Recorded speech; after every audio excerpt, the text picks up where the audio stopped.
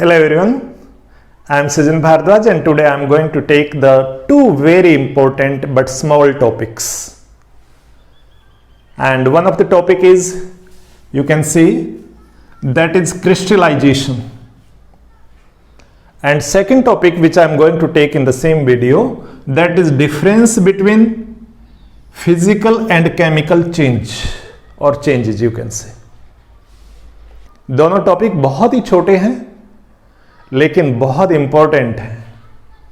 Sometime छोटी चीजों की बहुत वैल्यू होती है। तो फिजिकल चेंज और केमिकल चेंज का डिफरेंस कई बार एग्जाम में पूछा जाता है and crystallisation is equally important topic. जब तक हम क्रिस्टलाइजेशन पर आए उससे पहले हम एक वर्ड लेंगे and that word is crystal. बहुत बार आप बच्चों ने सुना होगा, देखा होगा कोई न कोई मटेरियल ऐसा जो क्रिस्टल्स की फॉर्म में होता है। रिकॉल करिए, आपको कोई ध्यान में आए तो। There are so many things which are present in the form of crystals. अगर घर की बात करें, थोड़ी सी सस्ती चीज की बात करें, तो it can be the example of sugar. School lab की बात करें तो it can be the example of copper sulphate crystal, ferrous sulfate crystal. There are so many salts which are present in our school lab. और अगर jewellery shop की बात करें then it is diamond. That is also a form of crystal. अभी आपके budget पर है भाई, आप शुगर के बारे में बात करेंगे, आप कॉपर सल्फेट की बात करेंगे, आप डायमंड्स की बात करेंगे। हर वो चीज बेटा जिसका अपना एक डेफिनेट ज्योमेट्रिकल शेप होती है, एक डेफिनेट ज्योमेट्रिकल स्ट्रक्चर होता है। मान लीजिए किसी चीज की शेप अगर एक क्यूब की तरह से this is a cube which has the equal length, breadth and height, तो उस तरह के स्ट्रक्चर को हम क्यूबिकल स्ट्रक्चर कह सकते हैं। आपकी बुक यूजुअली क्यूबॉइड की फॉर्म में होती है। आप सभी बच्चों ने घर में स्वीट्स में शुगर के अलावा एक और थोड़ा सा बड़ा क्रिस्टल देखे होंगे, मिश्री बोलते हैं। कई बार आपने देखा होगा नवरात्रों में प्रसाद वगैरह दिया जाता है। That is also a bigger particle. आजकल शुगर क्यूब्स आते हैं उन लोगों के लिए जो शुगर फ्री यूज करते हैं। तो कोई भी ऐसा मटेरियल जिसकी एक डेफिनेट ज्योमेट्री होती है, डेफिनेट शेप होती है, that shape is called crystal. And to prepare the crystals the process is called crystallization. तो क्रिस्टलाइजेशन हमारी केमिस्ट्री का एक इतना इंपॉर्टेंट प्रोसेस है जिसमें हम किसी भी इम्प्योर केमिकल, पर्टिकुलरली साल्ट्स, उनको प्योर फॉर्म में कन्वर्ट कर सकते हैं। आपकी बुक में भी टॉपिक यही है, how can you obtain the pure copper sulphate crystal from impure sample. तो पहले क्रिस्टलाइजेशन की डेफिनेशन आप लोग लिख सकते हैं। Crystallisation is the process of cooling a hot concentrated solution of a substance to get the pure crystals of that substance. ठीक है, वीडियो पॉज कर लीजिए अगर आपको जल्दी लगे तो आप इस डेफिनेशन को नोट करें। मैंने आपको बता दिया हमारे घरों में सबसे आसान चीज है शुगर, जिसके क्रिस्टल हम इजीली देख सकते हैं। कॉपर सल्फेट, ये स्कूल लैब का आइटम है। घर में हमारे पास नमक होता है, सोडियम क्लोराइड, इसका भी डेफिनेट क्रिस्टल होता है, लेकिन घर में जो नमक आप खाते हैं वो आमतौर पर ग्राइंडेड फॉर्म में आता है, पिसा हुआ आता है, इसलिए उसके क्रिस्टल नहीं होते। हमारे आसपास दो तरह की चीजें होती है, क्रिस्टलाइन एंड नॉन क्रिस्टलाइन। जैसे ऐश है, राख है, सैंड है, चौक पीस है, ठीक है, चौक पाउडर पर्टिकुलरली, ये नॉन क्रिस्टलाइन है। लेकिन डायमंड है आपके पास, अगले साल आप पढ़ेंगे इसी का एक भाई और है, थोड़ा सा काला है, दैट इज कॉल्ड ग्रेफाइट। ये क्रिस्टल की फॉर्म में होते हैं। ग्रेफाइट का भी क्रिस्टल होता है, वो अगले साल आपको बताया जाएगा। और इस तरह के जो साल्ट हैं, कॉपर सल्फेट है, सोडियम क्लोराइड है, फेरस सल्फेट है, ये सभी, और भी ले सकते हैं, अमोनियम क्लोराइड ले सकते हैं आप लोग, पोटेशियम नाइट्रेट का नाम सुना होगा। All these are crystals. अब क्वेश्चन ये आता है कि क्रिस्टल प्रिपेयर कैसे करें। वीडियो फिर लंबा हो जाएगा, मेरी डिस्कशन ज्यादा हो जाती है। How to get the pure crystals. वैसे क्रिस्टल प्योर ही होते हैं, फिर भी कैसे बनाएं। हमारी बुक में जो कहा गया है, इम्प्योर सैंपल दिया गया आपको, तो सबसे पहला जो स्टेप होता है, there are only 3 steps. First step, to prepare saturated solution of given sample. Teacher ने जो भी सैंपल आपको प्रोवाइड किया है उसको मिनिमम अमाउंट ऑफ वाटर लीजिए और मैक्सिमम सैंपल उसमें डिसॉल्व करिए। That is called A saturated solution. Saturated इसलिए प्रिपेयर किया, अगर आप बहुत सारा वाटर ले लेंगे तो आपको हीटअप करने में बहुत ज्यादा टाइम लगेगा, इसलिए पहले मिनिमम वाटर लीजिए ताकि आपका सैचुरेटेड सॉल्यूशन तैयार हो जाए। सेकंड स्टेप है फिल्टर द सॉल्यूशन। जो सॉल्यूशन उसको फिल्टर करना है। अब फिल्टर करने से क्या होता है, टीचर ने आपको इंप्योर सैंपल दिया तो इंप्योर सैंपल में इंप्योरिटीज होंगी, कुछ इंप्योरिटीज सोल्यूबल होती हैं, कुछ इंप्योरिटीज इनसोल्यूबल होती हैं। जो सोल्यूबल इंप्योरिटी हो तो डिजोल्व होकर के साल्ट के साथ एक्वेस फॉर्म में चली गई।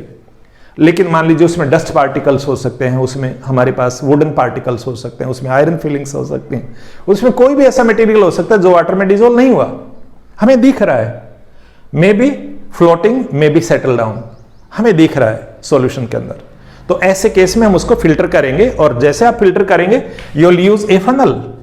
एक फनल यूज करते हैं लाइक दिस, और इस फनल के नीचे आप यहां पर एक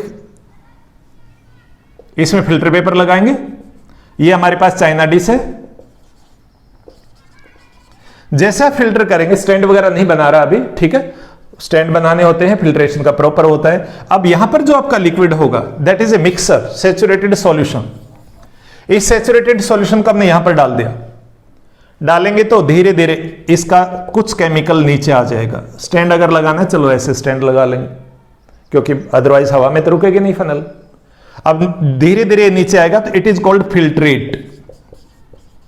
ये फिल्ट्रेट होगा, और जो इनसोल्यूबल इंप्योरिटीज होंगी they will remain on the filter paper over there, वो यहीं पर रह जाएंगे, इसके अंदर ही रह जाएंगे इन द फॉर्म ऑफ रेजिड्यू। अब फिल्ट्रेट में आपका साल्ट आ गया डिजोल्व होकर के, लेकिन उस साल्ट के साथ सोल्यूबल इंप्योरिटीज भी आ गई। तो तीसरा जो काम होता है, थर्ड जो स्टेप होता है, to heat the solution for getting crystal, या क्रिस्टलाइजेशन पॉइंट कर लो यहां पर, टू गेटिंग क्रिस्टलाइजेशन पॉइंट, कि इतना गर्म करना है कि उसका क्रिस्टलाइजेशन पॉइंट आ जाए। अब आप कहेंगे सर ये कौन सा पॉइंट होता है, हमें बॉइलिंग पॉइंट तो पता है कि जहां पर कोई चीज बॉयल होती है, हमें मेल्टिंग पॉइंट पता है जहां सॉलिड मेल्ट होता है। तो बेटा क्रिस्टलाइजेशन एक ऐसा पॉइंट होता है कि आप सॉल्यूशन को धीरे धीरे हीट करेंगे। ये एक्वेस सॉल्यूशन है, उसमें वाटर भी है, उसमें साल्ट भी डिजोल्व है।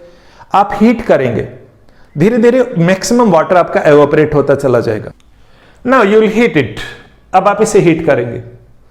ये स्टैंड लगा दिया हमने, ये हमारे पास वायर गोज हो गया है, ये आपकी चाइना डिश है। जैसे आप हीट करेंगे liquid will start boiling, vapours will go into the air, but salt will not evaporate.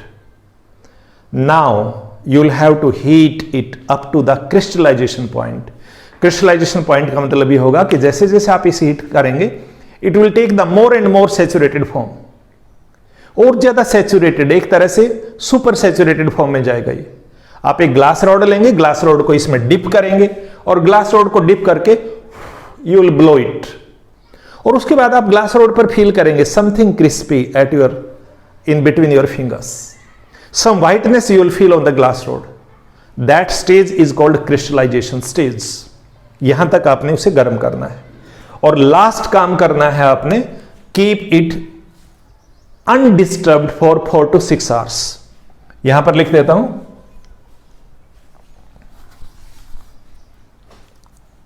Fourth step है keep undisturbed for at least 4 to 6 hours. 4 से 6 घंटे तक आप उसे अनडिस्टर्ब रखिए। हीटिंग बंद कर दिया आपने, अनडिस्टर्ब रख दिया। उसके बाद नेक्स्ट मॉर्निंग जब आप देखेंगे, या इतने टाइम के बाद आप देखेंगे, यू विल फाइंड, क्या मिलेगा आपको? You will find some crystals at the base which have stick to the glass, which have stick to the china dish, but still you will find some liquid in it. अब जो liquid इसके अंदर रहता है, that liquid is called mother liquor. ये mother liquor है। आप इसको रिमूव कर देंगे सिंक में, उसके बाद क्रिस्टल इसके अंदर बच जाएंगे। क्रिस्टल को आप स्क्रैच करिए and take some blotting paper और फिल्टर पेपर लाइक दिस, उसके ऊपर रखिए, रैप करिए, ड्राई करिए and present to your teacher, and teacher will be happy certainly because now these crystals are almost 99% pure crystals. So this is a simple way to getting the pure crystals. ठीक है, बात clear हो गई है? तो ये चीज आपको ध्यान करनी है। This is method is called crystallization method. Now the second topic, difference between physical and chemical change. आप सभी बच्चों ने चेंज वर्ड पहले भी पढ़ा है।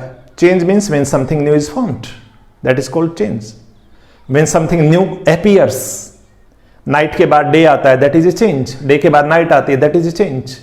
ठीक है, आप एक क्लास हर साल नई एंटर कर जाते हैं, that is again A change. आपकी हाइट बढ़ रही है, दैट इज ए चेंज. घर में कुकिंग होती है, that is a change.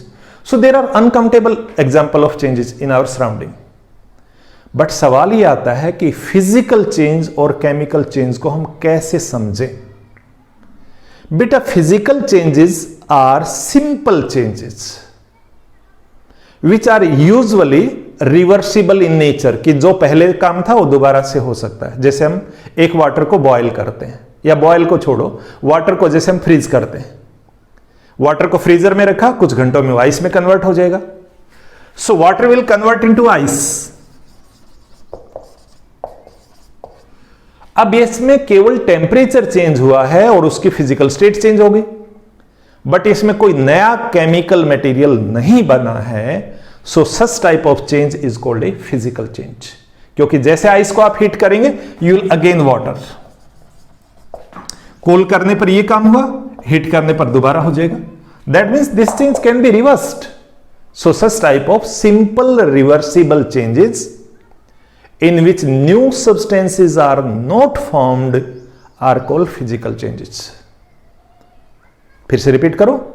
Simple reversible changes in which new substances are not formed are called physical changes. नए सब्सटेंस नहीं बनेंगे, कंफ्यूजन हो सकता है. जैसे बच्चों को कंफ्यूजन होगा कि सर आइस तो नई चीज है, but ice is not a new thing, it is simply the solid form of water. तो आमतौर पर फिजिकल स्टेट में कई बार ये होता है, साइज बदल गया. मान लीजिए आपके पास एक पेपर पीस है, you have converted it into many pieces. So small piece बनने के बाद भी पेपर पेपर ही है. आपने क्लॉथ को टीयर आउट कर दिया, आपके ग्लास रोड टूट गई, आपका घर में कप प्लेट टूट गया, तो टूटने के बाद कोई नया मटेरियल नहीं बना है, उसके पीसेस छोटे जरूर हो गए. आपने ग्रेन लिया, ग्रेन को ग्राइंड कर दिया, उसका फ्लोर बन गया, आटा बन गया. आटा बनने के बाद भी वो मटेरियल ओरिजिनली जो उसका केमिकल कंपोजिशन था वो वही का वही है. But there are some another examples which are different from these. For example when we do some cooking, जब घर में कुकिंग की जाती है, you might have noticed cooking करते समय जो मटेरियल होते हैं उनका केमिकल कंपोजिशन चेंज हो जाता है, जिसकी वजह से उनका टेस्ट, उनकी स्मेल, उनकी हार्डनेस, बहुत सारी चीजें चेंज हो जाती हैं. एंड एक बार अगर चेंज हो गया, वो पोटैटो को आपने बॉयल कर दिया, बॉयल करने के बाद क्या उसी पोटैटो को आप दोबारा रो फॉर्म में कन्वर्ट कर सकते हैं? Never. So such changes which are irreversible by nature. एक था रिवर्सिबल जो पहले रूप में चले जाए, दूसरा है irreversible. Such changes which are irreversible in nature and in which new chemical substances are formed are called chemical changes. उनको क्या बोलेंगे हम? केमिकल चेंज बोलेंगे. कुकिंग हो गया हमारे पास. दूसरा एग्जांपल आप बर्निंग का ले सकते हैं. डू बर्न एनीथिंग, किसी चीज को बर्न करिए. जब भी बर्न करेंगे तो जो प्रोडक्ट बनेगा उस प्रोडक्ट को आप कभी भी पहले वाले फॉर्म में नहीं ला सकते. So it is again example of chemical change. आप घर में जो कर्ड बनाते हैं, कर्डिंग ऑफ मिल्क, ठीक है, तो इस तरह के बहुत सारे एग्जांपल हो सकते हैं. लेकिन मैं एक एग्जांपल ऐसा बताता हूं जो बॉइलिंग से रिलेटेड है. बॉइलिंग में भी फिजिकल, बॉइलिंग में भी केमिकल. आप किसकी कर रहे हैं इस बात पर डिपेंड करेगा. अगर आप बॉइलिंग करते हैं वाटर की, इट इज फिजिकल चेंज. हालांकि बच्चे कई बार कहते हैं सर स्टीम बन गई। अरे भाई स्टीम बन गई तो भी पानी है, ठंडी कर दो स्टीम को, दोबारा पानी बन जाएगा। लेकिन अगर बॉइलिंग अगर बच्चे आप एग की करते हैं, एक बार एग बॉयल कर दिया, वो हार्ड हो गया, can you do it soft? क्या दोबारा से उसमें से चिकन चीज निकल सकता है? सवाल ही पैदा नहीं होता। It is a permanent change. So this type of permanent changes are called chemical change. इसलिए इस बात से डिपेंड फर्क नहीं पड़ेगा कि आप क्या कर रहे हैं, लेकिन इस बात से फर्क पड़ेगा आप किसके साथ कर रहे हैं। ठीक है। इन द सेम वे जब हम कैंडल को बर्न करते हैं तो कैंडल के बर्न करने में पर दोनों चेंजेस आते हैं। Let it is a burning candle. You might have seen lot of wax lies over here in liquid form. इसका मतलब ये हुआ कि वैक्स पहले सॉलिड था, आपने उसे हीट किया, वो आप लिक्विड में आ गया, लिक्विड को कूल करके दोबारा सॉलिड हो जाएगा। So this part is physical change. Liquid wax को और ज्यादा गर्म करिए, उसके वेपर्स बनेंगे। वेपर बनना भी क्या है? फिजिकल। लेकिन एक स्टेज आती है जहां पर वेपर्स बर्न करना शुरू कर देते हैं। जब भी आप वेपर्स को बर्न करेंगे, वैक्स के वेपर्स को जब आप बर्न करेंगे, तो वैक्स को बर्न करने पर तीन चीजें बनेंगी।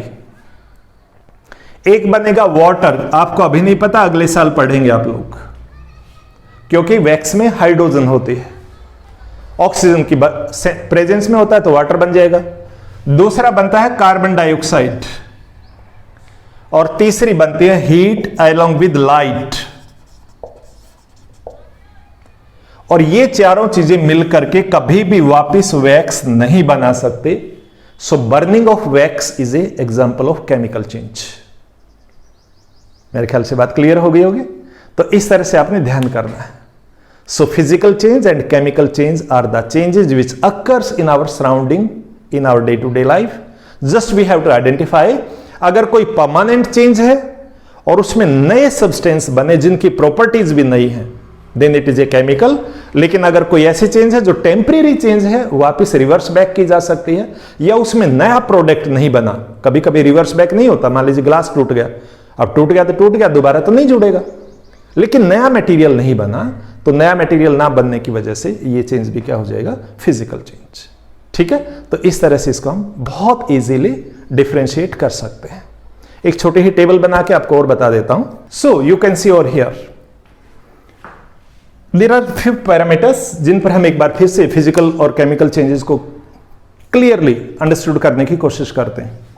अगर हम रिवर्सिबिलिटी की बात करते हैं तो फिजिकल चेंजेस आर रिवर्सिबल। तो यहां यस लिख देता हूं मैं थोड़ा सा जल्दी के लिए, ताकि वीडियो शॉर्ट रहे। और केमिकल चेंजेस की रिवर्सिबिलिटी की बात आएगी तो बात आएगी कि दे आर नॉट रिवर्सिबल। उनको आप रिवर्स बैक नहीं कर सकते, पहले वाली फॉर्म में नहीं ला सकते। जैसे मैंने बताया था, पोटैटो को अगर बॉयल किया तो बॉयल पोटैटो को आप रो पोटैटो में कन्वर्ट नहीं कर सकते। एक एग को बॉयल कर लिया तो उसको कभी भी दोबारा पहले वाली फॉर्म में नहीं ला सकते। नहीं ला सकते मतलब नॉट रिवर्सिबल। उसके बाद है चेंज इन प्रॉपर्टीज। अब प्रॉपर्टीज दो टाइप की होती है, एक फिजिकल प्रॉपर्टी, एक केमिकल प्रॉपर्टी। तो फिजिकल चेंज में only physical property change, only physical property change.